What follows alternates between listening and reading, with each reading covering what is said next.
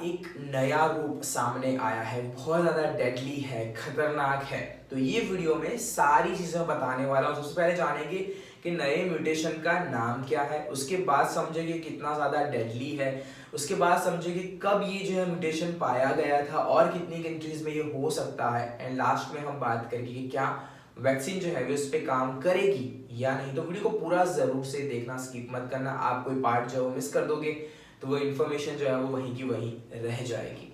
सबसे पहले बात करते हैं कि ये म्यूटेशन का नाम क्या है। अभी जो SARS-CoV-2 है वो कोरोना वायरस के नाम से हम जानते हैं, ठीक है। ये म्यूटेशन जो है उसे नाम दिया गया है VUI-202012/0 यहाँ पे ये जो है म्यूटेशन का नाम है, लेकिन यहाँ पे नाम पूरा आपको समझना जरूरी है। यहाँ पे जो आप देख रहे हो VUI, उसका मतलब है variation under investigation. VUI variation under investigation, उसके बाद डैश है, फिर 2020 इन द सेंस 2020, और उसके बाद 12 मतलब दिसंबर 2022 में आया हुआ, बैकस्लैश करके 01 है। तो फर्स्ट म्यूटेशन जो दिसंबर 2021 में आया है, तो आसान भाषा में the first variation under investigation in December 2020। तो अगर इसके बाद भी कोई आता है तो इसी के बेसिस पे उसका नाम जो है वो रखा जाएगा। उसके बाद हम बात कर लेते हैं क्या डिफरेंट है। दोस्तों यहाँ पे आप जो इमेज देख रहे हो उसके अंदर येलो पार्ट जो है उसे कहा जाता है स्पाइक प्रोटीन।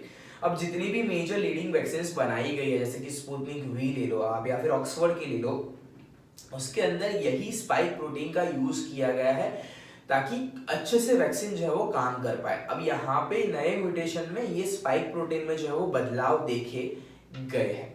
तो आसान भाषा में यहाँ पे जो स्पाइक प्रोटीन है उसमें बदलाव आए हैं और वही स्पाइक प्रोटीन को हम टारगेट करते हैं। तो इसी वजह से ये म्यूटेशन थोड़ा और खतरनाक जो है ना वो बन जाता है, क्योंकि हम मान लीजिए मुझे इन्फेक्शन हुआ है SARS-CoV-2 का, अब मेरी बॉडी ने वो स्पाइक प्रोटीन से लड़ना सीख लिया है, लेकिन अब ये नया म्यूटेशन आएगा जिसके अंदर स्पाइक प्रोटीन डिफरेंट होगा, तो और थोड़ा डिफिकल्ट जो है वो हो सकता है हम सभी के लिए। आगे बढ़ते हैं, समझ लेते हैं कि कितना ज्यादा डेडली है। यहाँ पे ऐसा कहा जा रहा है कि ये 70% मोर इन्फेक्शियस है। यहाँ पे ये चीज को समझना जरूरी है। कहा ये जा रहा है कि 70% मोर इन्फेक्शियस है। तो आसान भाषा में मान लीजिए SARS-CoV-2 है, अगर वो जो है वो 10 लोगों तक फैलता है तो ये 17 लोगों तक फैलेगा। मतलब यहाँ पे ऐसा नहीं कहा जा रहा है कि यहाँ पे 10 डेथ्स होती है तो यहाँ पे 17 डेथ्स होगी। यहाँ पे कहीं पे भी फैटेलिटी रेट की बात नहीं की गई है। यहाँ पे अब तक जो है वो इस पे रिसर्च चल रहा है कि इसकी वजह से क्या फैटेलिटी रेट पे कोई इम्पैक्ट आ रहा है, लेकिन अब तक ये नहीं पता चला हुआ है। तो यहाँ पे बात हो रही है कि ये जो है वो 70% मोर इन्फेक्शियस है, मतलब ज्यादा लोगों को इन्फेक्शन होता है। आगे बढ़ते हैं नेक्स्ट अपडेट के ऊपर। जो यहाँ पे हम बात करने वाले हैं कि कब जो है वो ये म्यूटेशन सबसे पहले पाया गया। ऐसा अज्यूम किया जा रहा है कि ये सबसे पहले जो है वो सितंबर 2020 में इनिशिएट हुआ होगा, लेकिन यहाँ पे नवंबर 2020 में लंदन में जितने भी केसेस आ रहे थे उसमें से 1/4 केसेस जो है वो नए स्ट्रेन से आ रहे थे। दिसंबर मिड तक जो है वो 2/3 केसेस जितने भी नए आए हैं वो नए म्यूटेशन के आए हुए हैं। तो यहाँ पे ऐसा नहीं है कि ये मतलब पिछले कुछ 10 दिनों में आया हुआ स्ट्रेन है, मतलब ये ऐसा माना जा रहा है कि सितंबर से है यूके के अंदर। तो यहाँ पे काफी कंट्रीज में फैला हो सकता है और नहीं भी फैला हो सकता है, उस पर हम कुछ भी नहीं कह सकते। लेकिन अगर हम सोर्स की माने कि ये कहाँ तक फैला होगा, तो ऐसा कहा जा रहा है कि यूके के अलावा डेनमार्क, नेदरलैंड्स एंड ऑस्ट्रेलिया में ये स्ट्रेन जो है वो फैला हो सकता है। यहाँ पे इंडिया का नाम नहीं है, लेकिन हम अभी के टाइम में कुछ भी नहीं कह सकते हैं।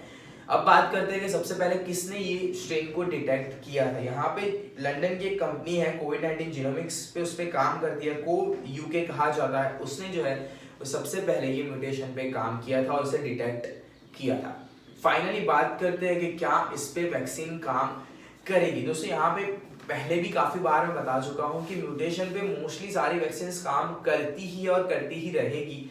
ऐसा मेरा कहना नहीं है, ऐसा काफी एक्सपर्ट्स का कहना है। रिसेंटली जो है वो यूरोपियन यूनियन के हेल्थ मिनिस्टर, आप मुझे कहोगे कि आप कुछ भी कह सकते हो, लेकिन यूरोपियन यूनियन के हेल्थ मिनिस्टर ने कहा था कि फाइजर की वैक्सीन जो है नए म्यूटेशन पे भी काम करेगी। तो मोस्टली जितनी भी वैक्सीन ओवरऑल वर्ल्ड में बन रही है कोविड-19 के लिए, वो नए म्यूटेशन पे काम तो डेफिनेटली करेगी। आशा रखता हूँ ये वीडियो आपको समझ आया होगा। लाइक करो ना करो, वीडियो को शेयर जरूर से करना ताकि लोगों तक एक सच्ची इन्फॉर्मेशन पहुंचे कि एग्जैक्टली क्या हुआ है, क्या नाम है, किस तरह का ये वायरस है, क्या डरने की जरूरत है या नहीं।